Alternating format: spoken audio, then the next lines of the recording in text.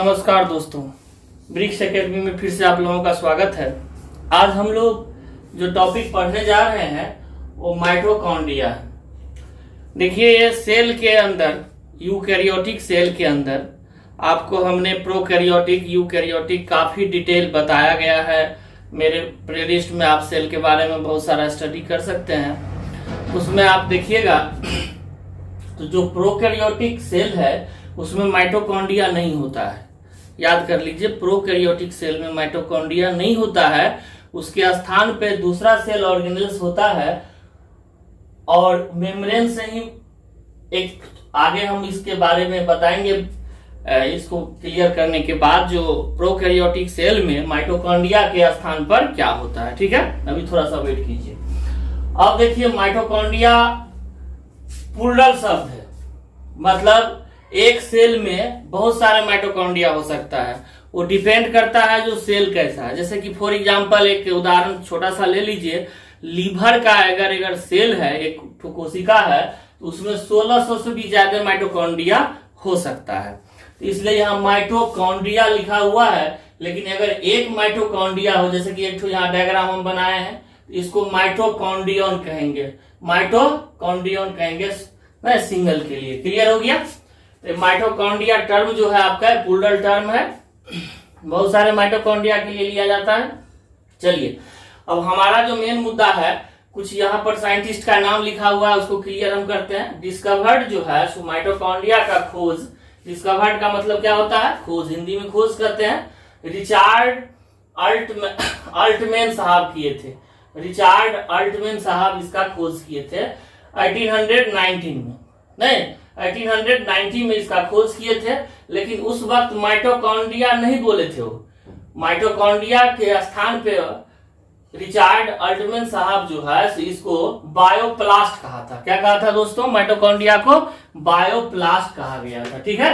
Bio मतलब life होता है, प्लास्ट का मतलब होता है उसके अंदर पाए जाने वाले जो भी माइटोकॉन्ड्रिया का फंक्शन था वो देखते हैं अभी हम लोग। सेलुलर रिस्पायरेशन होगा तो उसके लिए टर्म आया गया है। क्लियर हो गया? लेकिन जो माइटोकॉन्ड्रिया टर्म आप पढ़ रहे हैं, इस टर्म को मतलब माइटोकॉन्ड्रिया जो बोला गया, माइटोकॉन्ड्रिया शब्द का पहली बार जो यूज किया गया, इसलिए टर्म यहाँ लिखा गया है। टर्म माइटोकॉन्ड्रिया नहीं, कार्ल बेंडा साहब ने जो है 1898 में आपको दिया है। क्लियर हो गया? इतना तक आपको क्लियर हो गया। अब हम लोग डायग्राम पे थोड़ा सा गौर करते हैं। मेन चीज है यहाँ डायग्राम समझना। देखिए, माइटोकॉन्ड्रिया जो है सो डबल मेम्ब्रेन बॉन्डेड स्ट्रक्चर होता है। दोहरी झिल्ली का बना हुआ संरचना होता है। हिंदी में अगर बोलेंगे इसको तो दोहरी झिल्ली का। ये देखिए, बाहर वाला हो गया कौन चीज? Outer membrane. बाहर वाला क्या है? Outer membrane. और ये जो ब्लैक कलर का आप देख रहे हैं ये इनर मेम्ब्रेन है। दोनों मिला करके क्या बन गया? Double membrane structure. क्लियर हो गया? अब यहाँ देखिए, ये जो इनर मेम्ब्रेन है, ये इनर मेम्ब्रेन फोल्ड कर गया है, मुड़ गया है। अब मुड़ करके उंगली के तरह एक संरचना बनाया। देखिए, फिंगर लाइक उंगली की तरह बना हुआ ना। इधर भी ऊपर भी देख रहे हैं आप, उंगली की तरह दिख रहा है, नीचे भी दिख रहा है। तो ये जो फिंगर लाइक प्रोजेक्शन बनाया है, मान लीजिए यहाँ से यहाँ तक जो है सो फिंगर की तरह दिखता है, इसको हम लोग क्रिस्टी कहते हैं। क्या कहते हैं? क्रिस्टी। इसी क्रिस्टी से बहुत सारे क्वेश्चन आता है, ठीक है। क्या है सो देखिए, क्रिस्टी कहते हैं। क्रिस्टी में हर जगह आपको, यहाँ पूरा नहीं दिखाए हैं क्योंकि डायग्राम थोड़ा सा क्लियर नहीं रहता, इसलिए देखिए हर जगह इसके अंदर से ऑक्सीसोम या F1 पार्टिकल के नाम से जाना जाता है, ये पार्टिकल पाया जाता है। कौन चीज? ऑक्सीसोम या F1 पार्टिकल। क्लियर हो गया? F1 पार्टिकल, तीन नाम है इसका। ये जो पार्टिकल आप देख रहे हैं रेड कलर का, इस ऑक्सीसोम हो गया, F1 पार्टिकल हो गया, या रिस्पायरेटरी असेंबली कहा जाता है। यहीं पर जो है तो सारा एक्टिविटी होता है दोस्त। क्या एक्टिविटी होता है? तो माइटोकॉन्ड्रिया को power house of the cell कहते हैं। क्यों कहते हैं? ये सारे कहानी समझ में आ जाएगा। ये जो ऑक्सीसोम है, यहीं पर सारा एक्टिविटी होता है, एनर्जी का बनना होगा, वो आगे हम लोग देखेंगे। क्लियर हो गया? तो ये जो फिंगर लाइक प्रोजेक्शन है, उंगली नुमा संरचना है, इसी के अंदर वाले वाल में, याद देखिए अंदर जो प्रोजेक्शन है, बाहर से नहीं, बाहर से तो देखिए ये आउटर मेम्ब्रेन हो गया और ये इनर मेम्ब्रेन हो गया, ब्लैक वाला, काला वाला। तो इसके इस दोनों के बीच में नहीं, इसके अंदर में, जिस अंदर वाले भाग को हम लोग क्या कहते हैं, मैट्रिक्स कहते हैं। क्या कहते हैं, मैट्रिक्स कहते हैं। इसी मैट्रिक्स में इस मेम्ब्रेन से जुड़ा हुआ ऑक्सीसोम या F1 पार्टिकल होता है, जिसको हम लोग रिस्पायरेटरी असेंबली कहते हैं। यहीं पर श्वसन की क्रियाएं, रिस्पायरेशन की क्रियाएं सेल में जो माइटोकॉन्ड्रिया होता है, अभी जस्ट हम आगे बताएंगे, इसको मिटाने के बाद होता है। चलिए दूसरी बात देखिए, इस मैट्रिक्स में पूरा का पूरा जो रीजन हो गया, ये मैट्रिक्स एक तरल पदार्थ होता है, जेलीनुमा मतलब संरचना होता है, स्ट्रक्चर होता है, एक लसलसा सबस्टांस होता है, उसमें बहुत कुछ रहता है। क्या सब रहता है, सो देखिए, इसी मैट्रिक्स में आपको डीएनए रहता है, ठीक है, डीऑक्सीराइबो न्यूक्लिक एसिड रहता है, इसके बाद राइबोसोम्स रहता है, 70S राइबोसोम रहता है, बहुत सारे एंजाइम्स रहता है, आरएनए भी रहता है, बहुत चीज रहता है, ठीक है ना। तो डीएनए हो गया, आरएनए हो गया, अगर आपका इच्छा करे तो यहाँ आरएनए भी आप लिख सकते हैं। यहाँ मान लीजिए आरएनए हो गया है, एंजाइम भी रहता है, इसमें एंजाइम भी रहता है, एंजाइम भी रहता है, बहुत कुछ रहता है, ठीक है ना, चूंकि मैट्रिक्स है। तो ये माइटोकॉन्ड्रिया का संरचना हो गया। तो माइटोकॉन्ड्रिया क्या होता है, अब देखिए ऑब्जेक्टिव क्वेश्चन कैसे बनेगा। माइटोकॉन्ड्रिया डबल मेम्ब्रेन स्ट्रक्चर है, आउटर मेम्ब्रेन और इनर मेम्ब्रेन से बनता है। Inner membrane finger like projection बनाता है, उंगली नुमा संरचना बनाता है। इस उंगली नुमा संरचना के अंदर में ऑक्सीसोम रहता है, जिसको F1 पार्टिकल्स भी कहते हैं। तो क्वेश्चन आ जाएगा, F1 पार्टिकल कहाँ पाया जाता है, तो माइटोकॉन्ड्रिया के अंदर। या रिस्पायरेटरी असेंबली कहाँ पाया जाता है, तो माइटोकॉन्ड्रिया के अंदर। या ऑक्सीसोम कहाँ पाया जाता है, तो माइटोकॉन्ड्रिया के अंदर। इसका फंक्शंस क्या है वो आगे हम लोग देख रहे हैं। नहीं, यहीं पर श्वसन की क्रिया, रिस्पायरेशन की क्रिया यहाँ पर होगा। क्लियर हो गया, यहाँ पर डीएनए भी है, आरएनए भी है, एंजाइम भी है, इतना तक क्लियर हो गया दोस्तों। अब देखिए एक पॉइंट हम यहाँ पर लिखे हैं, जो माइटोकॉन्ड्रिया सेलुलर रिस्पायरेशन करता है, कोशिकीय श्वसन, इसका हम डिटेल अभी जस्ट आपको दिखा रहे हैं, इसको मिटाने के बाद। और यहाँ पर लिखा हुआ है ADP प्लस I और P है, इनऑर्गेनिक फॉस्फेट, और एटीपेज नाम का एंजाइम काम करता है, तो ATP बनता है। ये कैसे बनता है, सारा चीज अभी हम आपको बताने जा रहे हैं। पहले थोड़ा सा इसको देख लीजिए। चलिए स्क्रीनशॉट लेना है, ले लीजिए। चलिए दोस्तों, आपने ले लिया होगा, अब हमको मिटाना पड़ेगा इसको।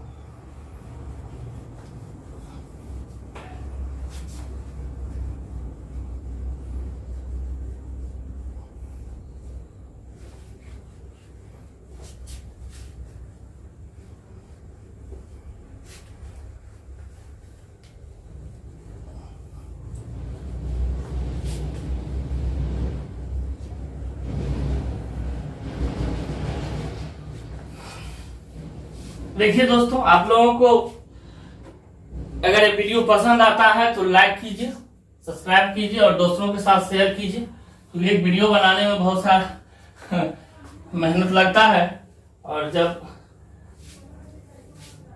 इससे कुछ हमको ऐसा मोटिवेशन नहीं मिले, जैसे आप लोग लाइक कीजिएगा, सब्सक्राइब कीजिएगा, तो एक मोटिवेटेड होते हैं टीचर और उनको अच्छा लगता है बनाने में। खैर छोड़िए, वो आपका ड्यूटी है, हम अपना ड्यूटी करते हैं। चलिए, और मुझे विश्वास है जो आप लोग भी अपना ड्यूटी जरूर कीजिएगा। तो यहां देखिए सेलुलर रिस्पायरेशन जो है सो क्या होता है, जैसे मान लीजिए बहुत सारा सेल है, कोशिका है, और एक ब्लड स्ट्रीम में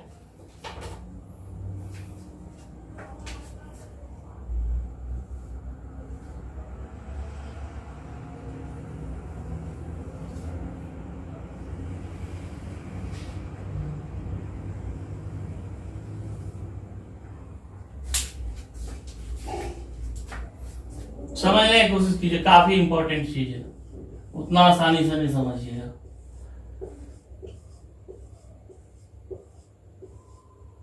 ये मान लीजिए हमारा ग्रुप ऑफ सेल है, और ये हमारा आर्टरी, वेन और कैपिलरीज होता है। आगे हम लोग पढ़ेंगे इसके बारे में डिटेल, और जो बायोलॉजी वाले स्टूडेंट होंगे उनको पूरा क्लियर होता होगा जो क्या हो रहा है, आप लोगों को भी हो जाएगा।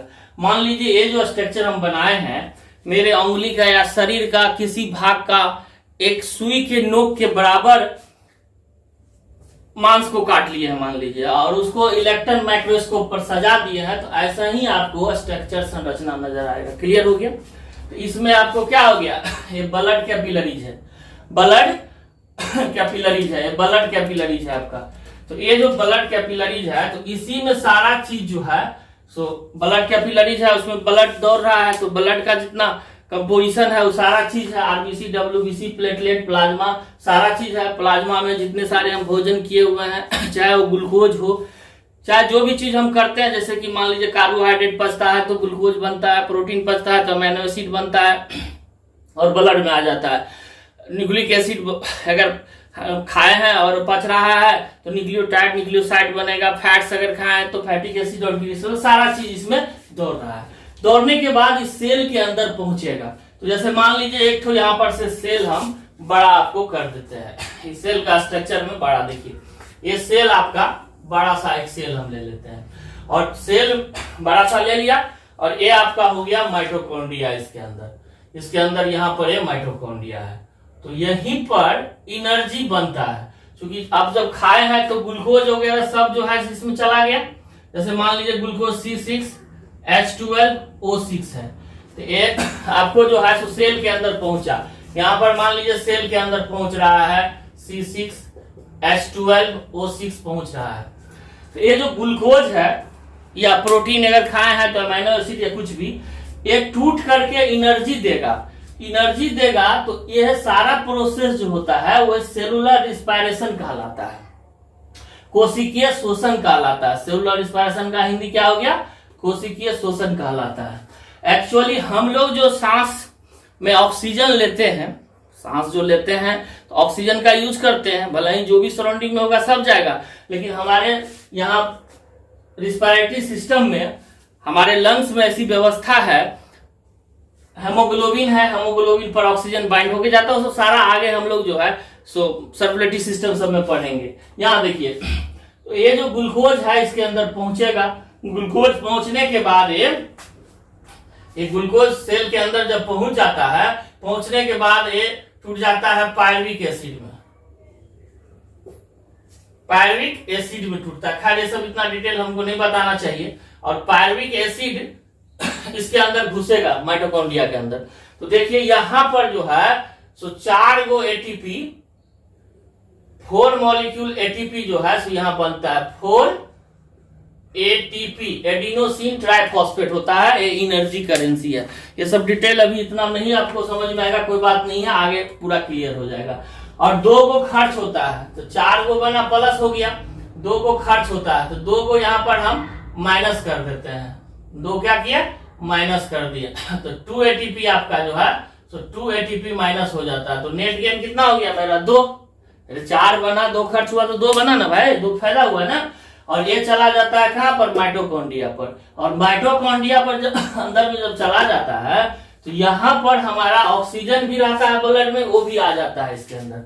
तो ऑक्सीजन भी यहाँ पर आपका O2 भी पहुंच जाएगा। इसी चीज का रिएक्शन अगर आप देखिएगा, अगर इसी चीज का रिएक्शन देखिएगा तो आपका कुछ इस प्रकार से दिखाई देगा। ये सारा कुछ माइटोकॉन्ड्रिया के अंदर होता है, इसलिए माइटोकॉन्ड्रिया को power house of the cell कहते हैं। इसी चीज को हम आपको क्लियर कर रहे हैं। तो यहां तक समझ गए।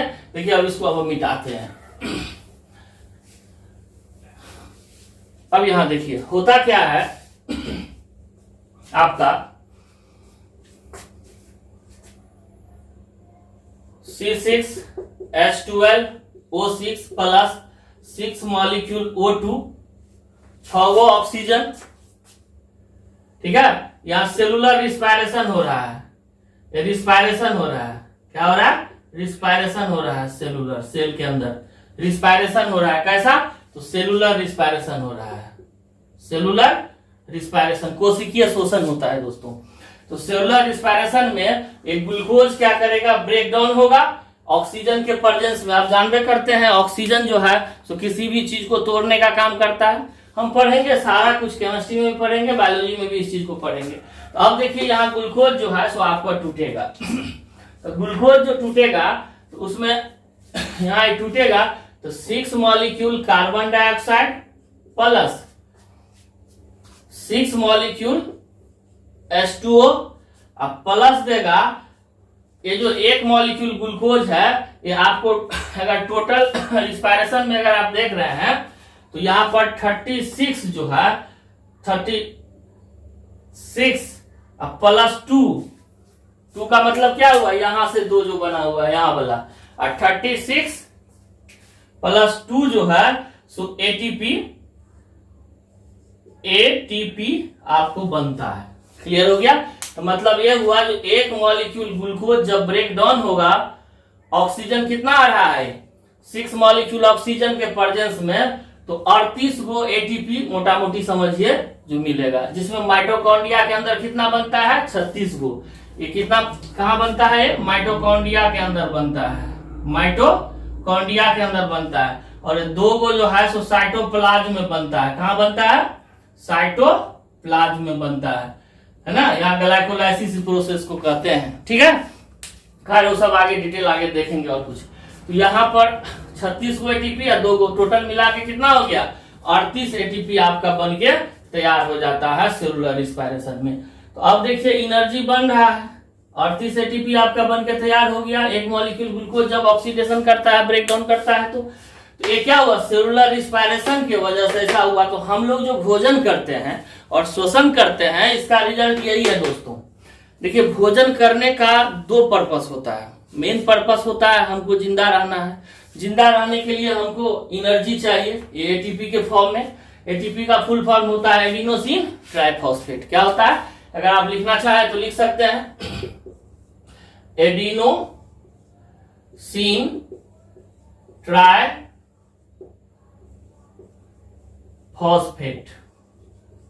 Adenosine triphosphate. ट्राई मतलब 3 गो, ट्राई मतलब 3 और फॉस्फेट मतलब फॉस्फेट, और एडिनोसिन ऑर्गेनिक कंपाउंड है।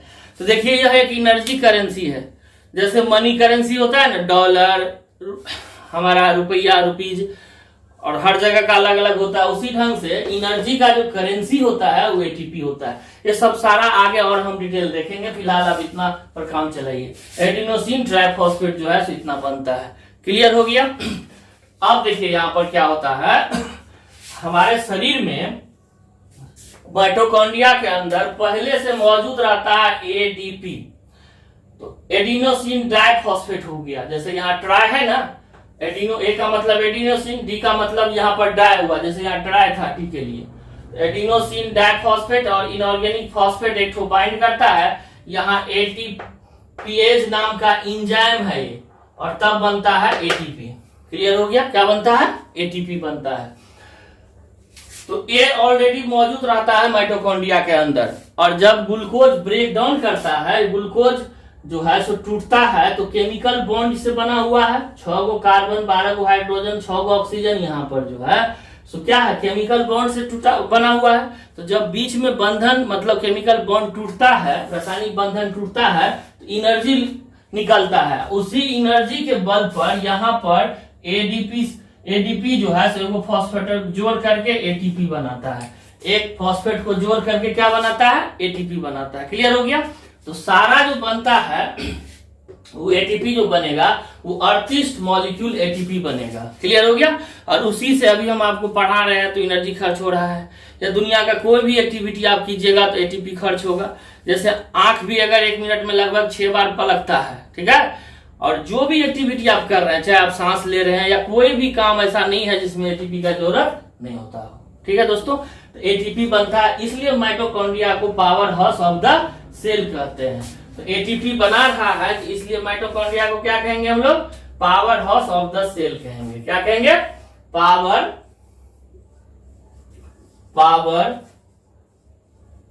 House of the cell. कोशिका का ऊर्जागिरी, कोशिका का ऊर्जागिरी, भंडारगिरी, जो कि ये power house of the cell. Hindi में अगर लिखना है तो लिख सकते हैं ऊर्जा का शक्तिगिरी, या फिर ऊर्जा का भंडारण गिरी भी कह सकते हैं। क्योंकि यहां पर एटीपी रहता है, इसलिए भंडारण हुआ। तो अब लिख सकते हैं store house of energy, store house of energy लिख लीजिए, स्टोर हाउस ऑफ एनर्जी। है ना, हिंदी में इसको कीजिएगा तो ऊर्जा का भंडार गिरी हो गया, भंडार गिरी हो गया। खैर इतना आप लोग समझ गए होइएगा जो हम क्या कहना चाह रहे हैं। तो माइटोकॉन्ड्रिया का ये सारा कुछ जो है सो आपका फंक्शंस आपको बता दिए। साइटोप्लाज्म के अंदर जो है सो ग्लाइकोलाइसिस होगा और माइटोकॉन्ड्रिया के अंदर जो है सो यहाँ पर पायरुविक एसिड क्रिप्स साइकिल ये सब करता है। काफी डिटेल बात होती है, जो बायोलॉजी लेता है 11 12 में पढ़ता है वो सबको बहुत डिटेल पढ़ाया जाता है। खैर उतना आपको नहीं देखना है, आपको मेन देखना है जो एक मॉलिक्यूल जब ग्लूकोज ब्रेक करेगा तो कितना बनेगा, 38 एटीपी बनेगा। माइटोकॉन्ड्रिया के अंदर कितना बनता है, माइटोकॉन्ड्रिया के अंदर 36 बन रहा है। क्लियर हो गया ना, टोटल 38 बनता है। चूंकि यहाँ पर 4 बनता है तो 2 खर्च हो रहा है, तो जो खर्च हो रहा है उसको नेट गेन हम लोग लिखेंगे। क्लियर हो गया, तो इतना तक क्लियर हो गया, आपको कोई दिक्कत नहीं है। अब आपसे हम बोले थे जो ये तो यूकैरियोटिक का हो गया, लिखना है दोस्तों, लिख लीजिए, आप लेना है स्क्रीनशॉट ले लीजिए, ठीक है। अब देखिए जो प्रोकैरियोट है वो कैसे क्या करता है। तो प्रोकैरियोट 2 टर्म और हमको देखना है माइटोकॉन्ड्रिया में। प्रोकैरियोट जो होता है, जैसे बैक्टीरिया ही ले लीजिए, प्रोकैरियोट का बहुत सारा एग्जांपल है ना, ब्लू ग्रीन एल्गी है, माइकोप्लाज्मा है, ये सब प्रोकैरियोटिक सेल है। हमने कई बार ये सब पढ़ाया है, डिस्कस किया है। तो मान लीजिए प्रोकैरियोटिक अगर कोई सेल है, ये मान लीजिए प्रोकैरियोटिक सेल है, तो प्रोकैरियोटिक सेल में यहां पर जो इसका मेम्ब्रेन होगा, मान लीजिए बैक्टीरिया है, इस बैक्टीरिया में ये जो मेम्ब्रेन यहाँ फोल्ड कर गया, ये फोल्ड करके आपको मेसोसोम्स बनाता है, मेसोसोम्स बनाता है। क्या बनाता है, मेसोसोम्स बनाता है। क्लियर हो गया, मेसोसोम्स बनाता है, मीसोसोम्स, मीसोसोम्स। और यहां पर भी रिस्पिरेटरी पिगमेंट होता है ना, शोषण क्रिया के लिए। और बैक्टीरिया में यहाँ पर शोषण की क्रिया जो है यहाँ पर परफॉर्म किया जाता है। क्लियर हो गया, तो बैक्टीरिया में क्या रहता है माइटोकॉन्ड्रिया के स्थान पर, मेसोसोम्स। ऑब्जेक्टिव में क्वेश्चन आ जाएगा, बैक्टीरिया में क्या रहता है माइटोकॉन्ड्रिया के स्थान पर, मेसोसोम्स होता है। काम वही है। हाँ, एक काम और ही बढ़ जाता है, जो एनर्जी भी मतलब power house of the cell भी है, और सेल को जो है तो बैक्टीरिया का सेल जब डिवीजन करेगा, बटेगा एक सेल से 2 सेल, तो उसमें भी मदद करता है। खैर वो अलग मैटर था। क्लियर हो गया। अब नेक्स्ट यहाँ पर एक चीज आपको देखिए, जो माइटोकॉन्ड्रिया को हम लोग, फिर हम माइटोकॉन्ड्रिया पे आ रहे हैं दोस्त। माइटोकॉन्ड्रिया को हम लोग ऑटोनोमस स्ट्रक्चर कहते हैं या बॉडी कहते हैं। क्या कहते हैं, ऑटोनोमस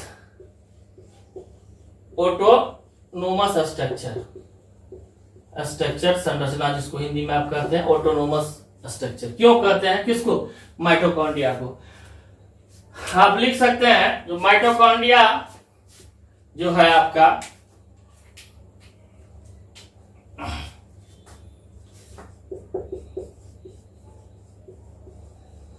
माइटोकॉन्ड्रिया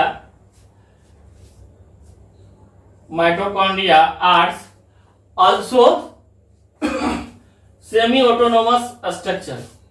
ऑटोनोमस स्ट्रक्चर लिखे ना, mitochondria are also semi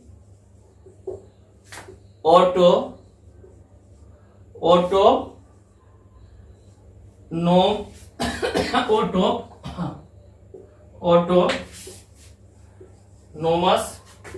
structure due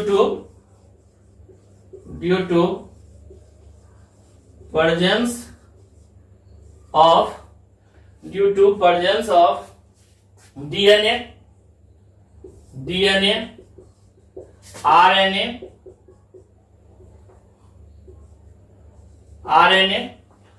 ribosomes 70S ribosomes होता है ना,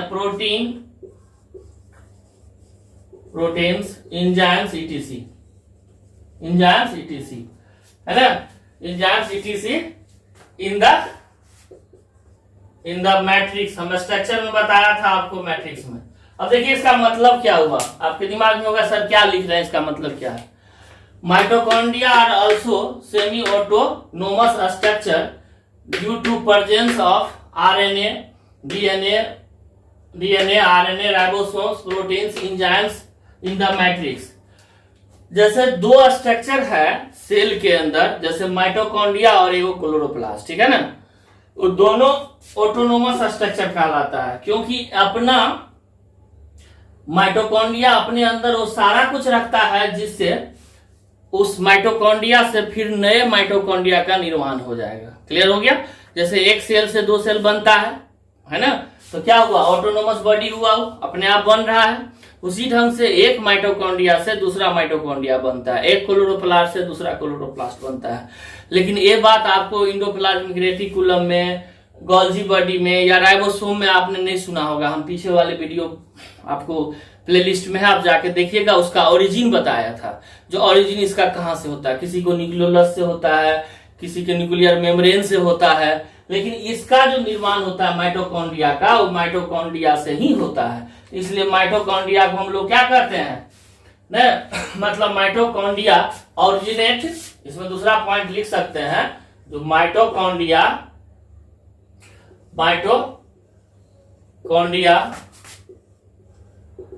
ऑरिजिनेट्स कैसे ऑरिजिनेट होगा, प्री एग्जिस्टिंग, ऑरिजिनेट्स फ्रॉम